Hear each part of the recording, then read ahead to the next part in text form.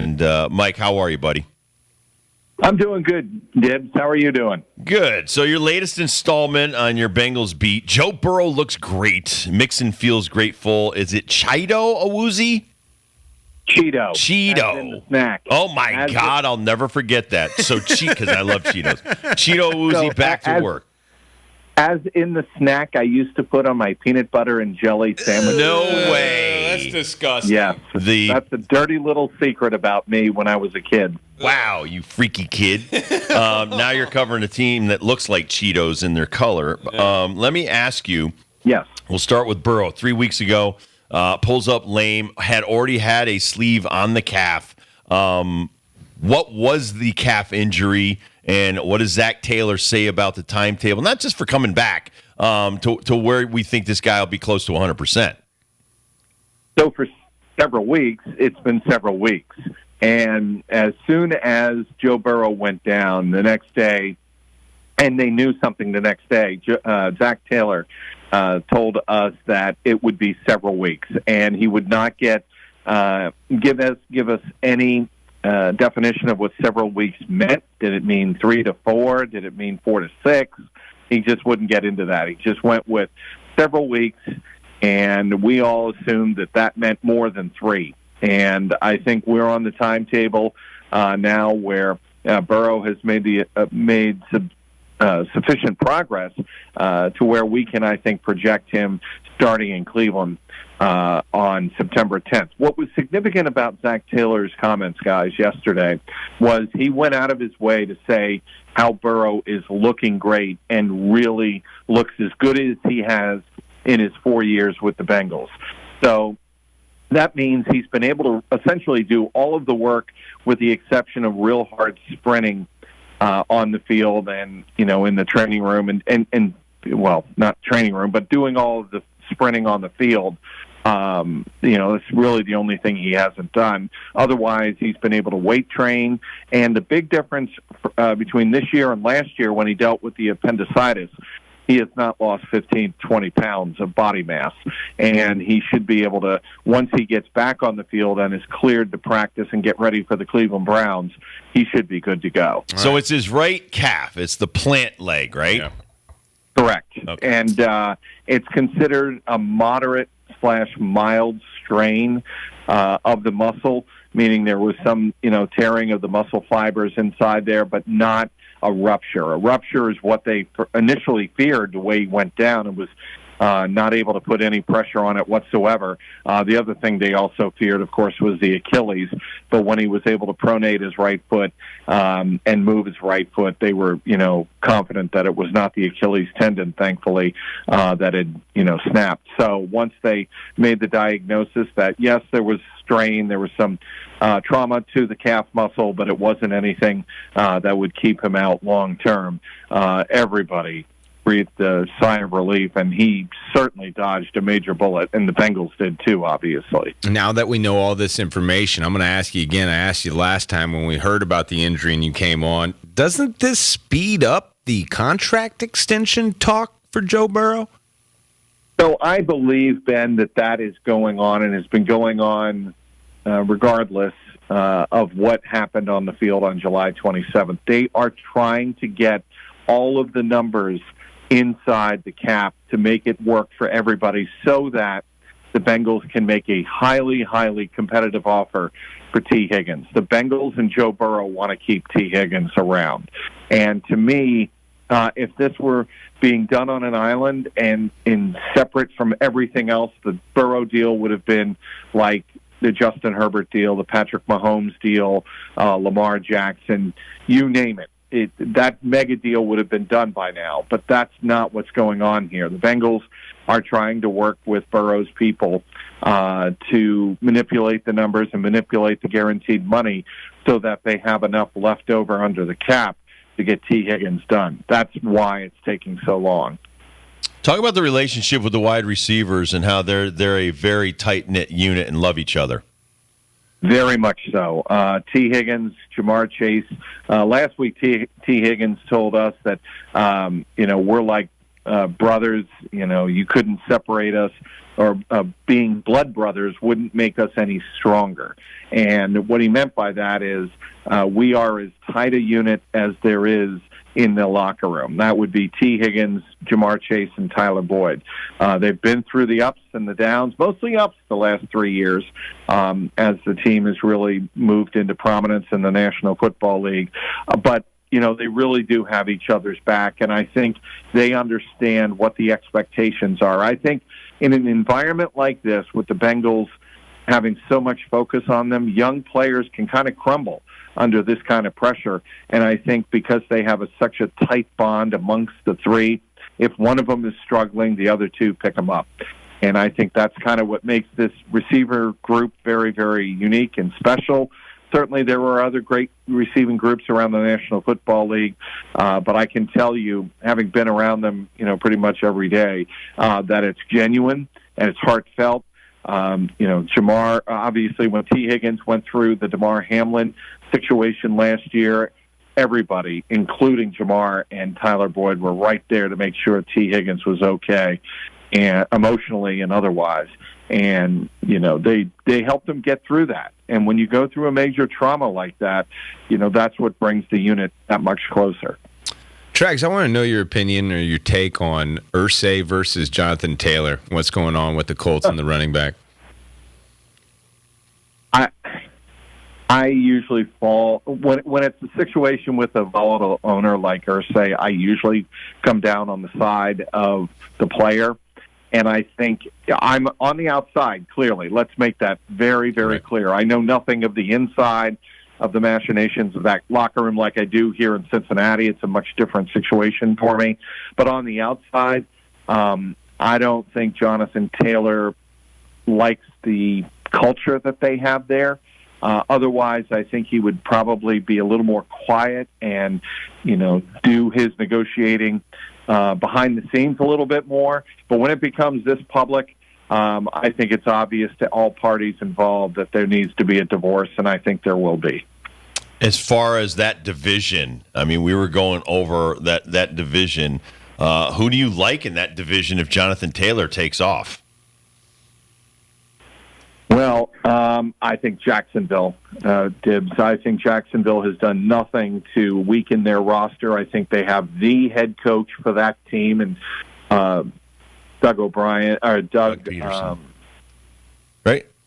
Peterson. Yeah. Doug Peterson is the ideal coach for a guy like Trevor Lawrence, and I think it's just an ideal situation. And I think, last year's game in the playoffs was one of those moments that every franchise will look toward as a moment when, they took off and really became something. And I think that is what they expect down in Jacksonville, and I would expect them to win the AFC South again this year. Your Bengals have 2 preseason games under their belt like the rest. They still have the Commanders to go preseason week 3. They played the Packers. They played the Falcons. Now, I know you know a lot more about Desmond Ridder and the youngster running the quarterback show for the Falcons. Jordan Love did get out on the field in that first preseason game. Just when you got your eyeballs on these two, and you probably can speak more on Desmond, do you think they're going to have success in this league, or are they in a league that's a little bit too big for them? No, I think they will both have success in the league.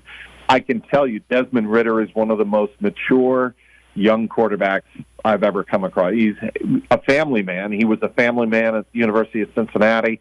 He dealt with the pressure of an undefeated season at a school like the University of Cincinnati and had I believe it was an 8 to 10-month-old daughter at the same time, and he was being a dad. He had a lot on his plate. And that makes you grow up very quickly.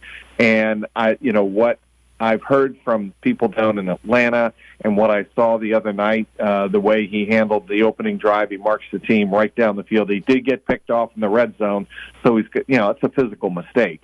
But he is somebody who brings a lot to the table, both in terms of his athletic skill, his athleticism, and I think he will do very, very well. He's a very smart football player as well. He can really process a lot of information, which obviously an NFL quarterback has to do. He can do it quickly. I think he'll be very successful.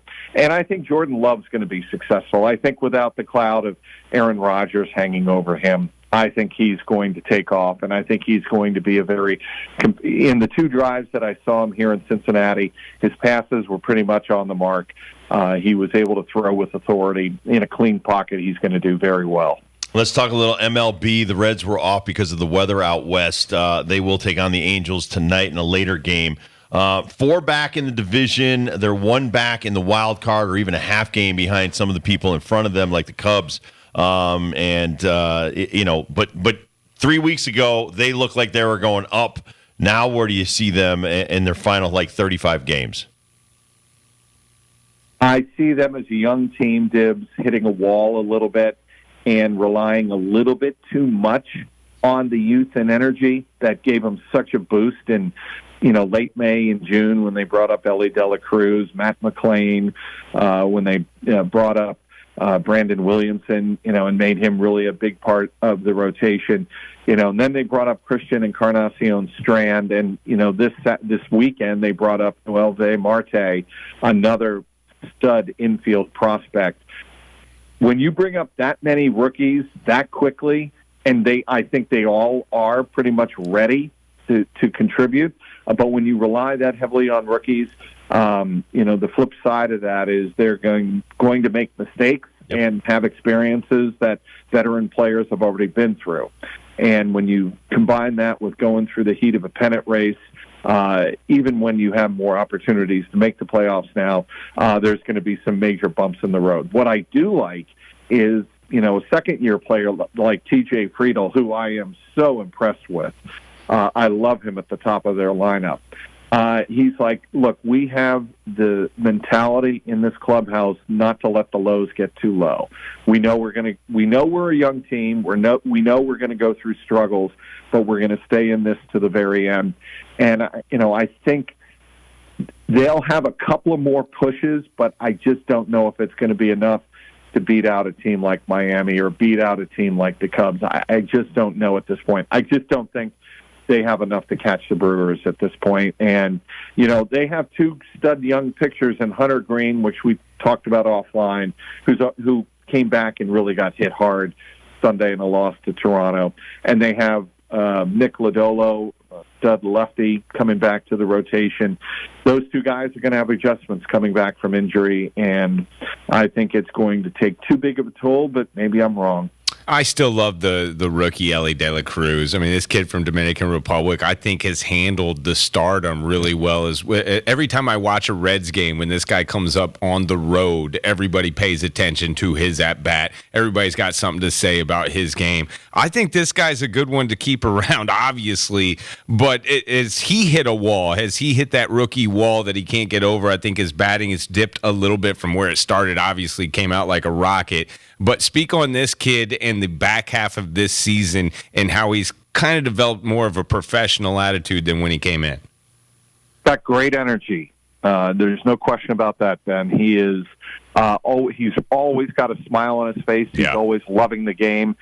His swing got big, and the reason it's dipped is the major league pitching is much more developed. Obviously, much more intricate and complex at the major league level, and you've got to make adjustments on your adjustments on your adjustments. And I still think he's, at 21 years of age, still learning how to do that on the fly. They are getting him to swing at pitches down in the strike zone a little bit too much. He's backed off that a little bit in the last week or so, but he's still got the adjustments to make to major league pitching. But his passion for the game rubs off on everyone else. And when young teams like the Reds that I just mentioned, go through that lull or that slump in the middle of August, sometimes a player like Ellie De La Cruz can keep you going. Just the energy of being around a guy like that. And I think that's one thing that I've learned that makes him special, that, other rookies don't have that capability to really pick you up emotionally, and he does. And that's, to me, being around the guy and seeing him on TV day in and day out, that's one thing that impresses me about Ellie. Hopefully they, first of all, I know Barry Larkin's bilingual, so he can talk to Ellie, but he should also sit there with Joey Votto and pick their brains, because those are two of the best hitters I've ever seen, and they can help him turn that corner and make some adjustments and stuff. But you nailed it, though.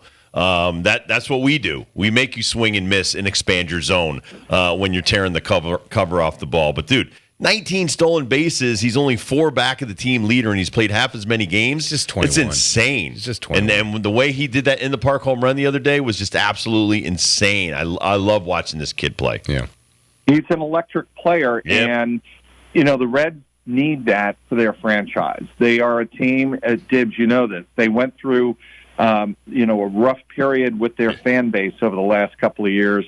And even when they were in the pennant race in 2021, they were definitely in the wild card chase. Fans were not showing up at the ballpark. This year, they're showing up at the ballpark. Even when they go through a slump, the fans are sticking with this team, and a youthful energy and a commitment to that youthful energy and building around it will keep the fans coming. And that's what the fans are hoping for here, that, it's not just throw the rookies out and don't build anything around them. And I think what Nick Kroll, the general manager, has done, Sean Pender in player development, they've done a great job of saying, these rookies are going to be the core of our team, but we are going to put players around them that kind of solidify them. Jake Fraley, for instance, he is a great example of that. He's on the injured list right now, but he is, a great influence in that clubhouse. Obviously, Joey Votto is as well. And Jonathan India, I know there is a push out there to trade Jonathan India, and maybe they do just because of numbers. But what Jonathan India means in that clubhouse is a stability and somebody to lean on for those young players. And he is somebody that's incredibly respected inside those 4 walls. You got any faith in your Red Sox? Well, I think they are a team that will make the wild card. Whoa! Nice call. I think they are going to have. I think they're going to have enough offense, and I think they, acquired enough pieces, even though it didn't, really appease the fan base. I think they acquired enough pieces to solidify their bullpen, and they did something I think the Reds probably should have, and that's, added more arms. And, that's where the Reds ran out of gas. And, I think the Red Sox, when you beat teams like the Yankees the way you should over the weekend on the road, that to me is a sign that you're ready to make a push down the stretch. Much respect and love, my friend. Thank you so much, Trags. As always, gentlemen, it is an honor and a privilege to be on the airwaves with you. The man. You the man. Mike. All right, great gig out there, man. I'm jealous. Take care, Trags. Always be good. You got it.